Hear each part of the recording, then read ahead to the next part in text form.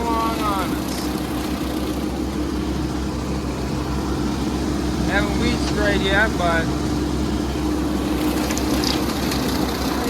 way better. Try not to hit any metal posts that are in here either. It's a calm morning finally. We're gonna get some pre-emerge out. Putting this on, I just did the nursery and the little peach block up there. Now we're headed to the new planting, gonna get that done. Then we'll spike the tank with Gramoxone and we'll head to the back where we got some weeds showing in the older plantings. And we're gonna see how much weed spraying we get done today before the wind catches us.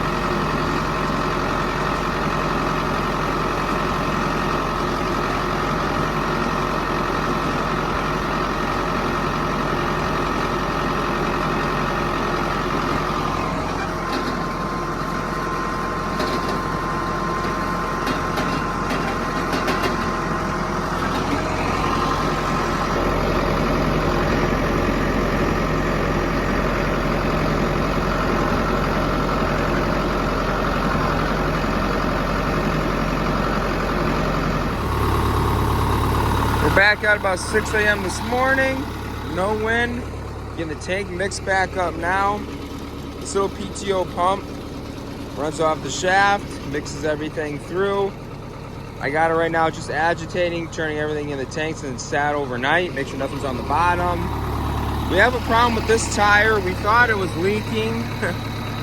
We thought air was leaking, but the beet juice is coming out. The rim must have a crack somewhere, so we're just gonna get this tank out and then get it back to the shop and get Green Mark out here to come see what's going on with this thing.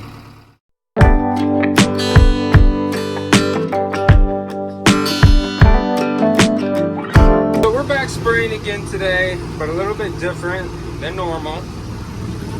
So it's 100 gallon in the acre spray, but you can see my bottom nozzles aren't on. So we're only running the top nozzles. This is a thinning spray. So these galas actually loaded. They got a lot of apples on them. And if we can come through here later on and hand thin them, I had to take a phone call. But anyway, these galas are really loaded on here.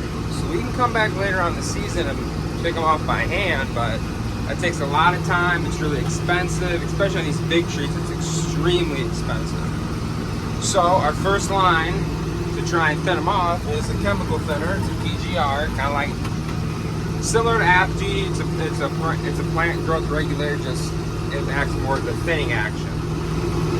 And there's a lot of reasons why we thin apples. I know some of you guys are probably thinking, well, why are you taking them off? Don't you want them to grow?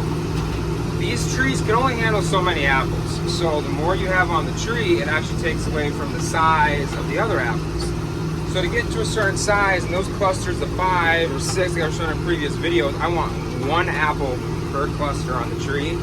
And that's where I can get it to size to what the market wants and get a nice quality apple. I don't want any more than that, otherwise it'll be too small. And we only run the top nozzles, because we just want to hit the top half of the tree, and then this plant growth regulator actually will soak up in the top and soak its way down. So if you soak the full tree, you're going to thin way too many off. So we just hit the tops, and that way we usually get about the perfect thinner.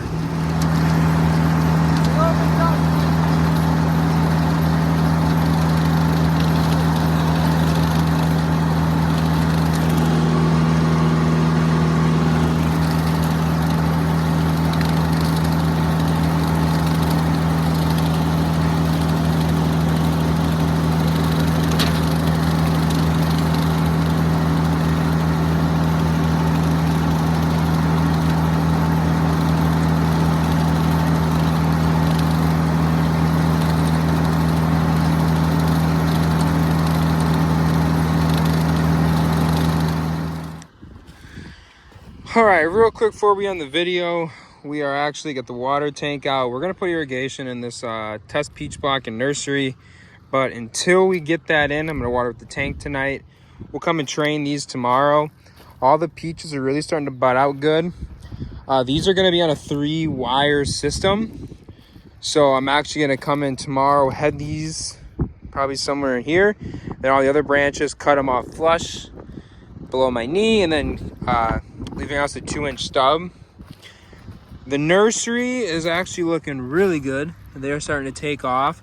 We're gonna, we took off any pink buds and some bloom that was showing to make sure we don't have any fire blight issues. We only have 3 rows. Again, this is another test of nursery. These are galas. We're gonna let them get about 1 inch of growth to 2 inches. We're starting to get some before we throw any fertilizer on these. But we are gonna start watering them now. We wanna give them a lot of water. We get the pre-emergence herbicide down. There is some grass starting to show up here and there. That's fine, I'll come back in with a burn down and hit some, but for the most part, we're gonna keep these really clean. We'll end up working these middles a couple times, so this will be pretty clean for the most part, which is good and bad, but I don't think we're gonna have any issues with blight in here. I hope not, but we'll probably come in maybe later this summer and we'll seed this with some nice grass. Besides the nursery, we will not, because we're gonna dig these up next year. But these peaches, we're gonna continue this down as long as this test works good.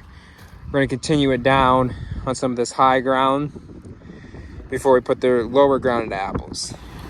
So we're getting the tank filled up. This is a very inefficient way to water the trees, but it's gonna keep them alive until we get the irrigation in, so we get the fertilizer on. It works. We have it, so we might as well use it.